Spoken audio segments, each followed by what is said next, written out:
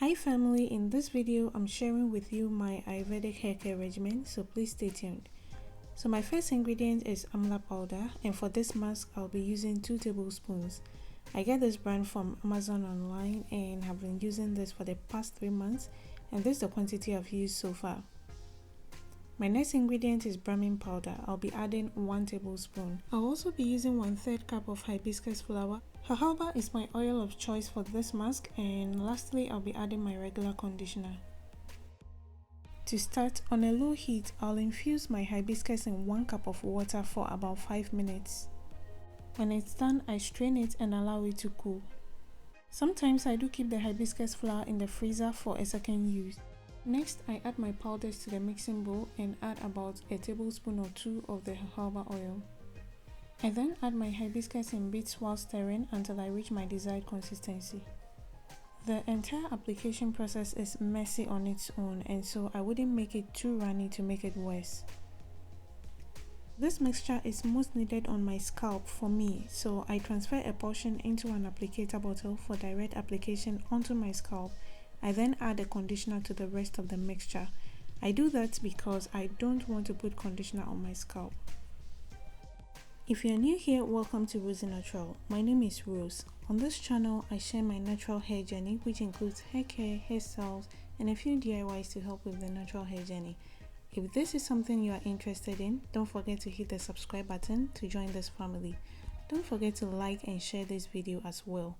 To all my old and returning subscribers, thank you so much for always supporting. And now to the application. My hair was just shampooed and towel dried. It's important to do this on damp and not wet hair because you wouldn't want this dripping all over you. So I applied this first on my scalp and then massaged. Amla has high concentration of vitamin E according to research, which supports healthy circulation, and applying it topically may promote healing and cell regeneration in a given area. Researchers found in a study that a topical application of an herbal solution containing amla powder was more effective than Rogaine at stimulating hair growth in oyster rats. Amla is being used in the beauty industry for some time now, and lots of people rave about its amazing benefits, one of it being healthy hair growth. It's rich in vitamin C, phosphorus, iron and calcium, among others. The vitamin C and other antioxidants in amla can help skin cells regenerate, and this in effect may promote a healthier scalp, subsequently minimizing dandruff and resulting in healthier hair. To summarize the benefits of amla for the hair and scalp, it promotes healthy hair growth, it minimizes gray hair, boosts volume, and also reduces dandruff. I do keep a face towel around in case I need to clean up because this application can be very messy. So after the scalp application and massage, I now apply the mask to my hair. I apply the mask in small sections and twist up the section after I'm done. One thing there is to note is that this mask doesn't have enough sleep to help detangle the hair, and so it's best to detangle the hair properly before applying this mask. I take a little bit of time to work the mask into my hair and also pay attention to my ends. And when I'm done working on a section, I twist it up. Now let's talk about the benefits of Brahmi.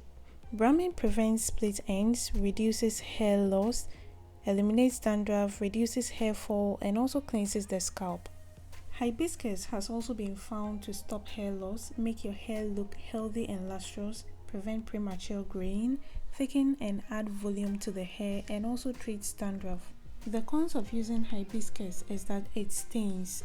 It probably depends on the concentration, but what I noticed is that my fingers were stained after I did the application, even though it reduced after washing, but there was no stain left on my scalp after rinsing out. So you might want to use gloves during the application unless you don't mind. Hibiscus also conditions the hair against dryness and prevents split ends.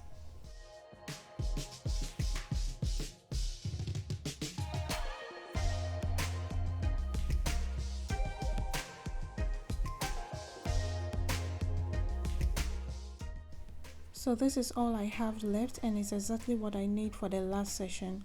And so this mask was exactly the quantity I needed for my hair. If you are new to Ayurveda and interested in making your own mask but don't know where to start from, you don't have to worry. There is so much information online to guide you. You might not have to go after Ayurvedic herbs and spices that are not readily available to you. Go online and read on Ayurveda. You'll find out that there are probably very good herbs growing in your backyard that you can make use of, or spices readily available on your local market. You can choose one or two to start with and be consistent. I started once every 2 weeks, but now I do it once a month. After application, I cover my hair with 2 plastic bags for at least 1 hour. Like I said before, this application can be messy, and so you should be gentle so that it doesn't splash on your walls and sinks and everywhere. So the immediate effect of this hair mask I noticed on my hair, and as you can also see, is how well moisturized my hair was after the application. So for the entire time that I had the plastic bags on, there was nothing dripping until I took off the plastic bag and unraveled the twists. So this is what my hair looks like after an hour before rinsing out the mask.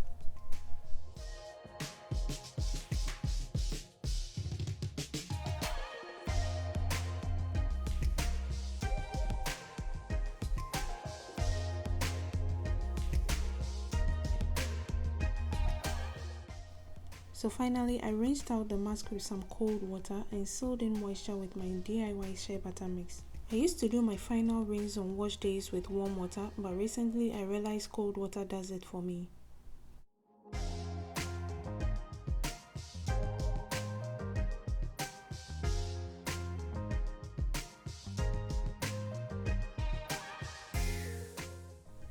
As you can see, there are no stains on my scalp from the hibiscus, but my fingers could feel very tiny particles in my hair even though I couldn't see it, and I believe it was from either the Amla or the Brahmi, or maybe both. Thank you so much for watching. I'll see you again in my next video.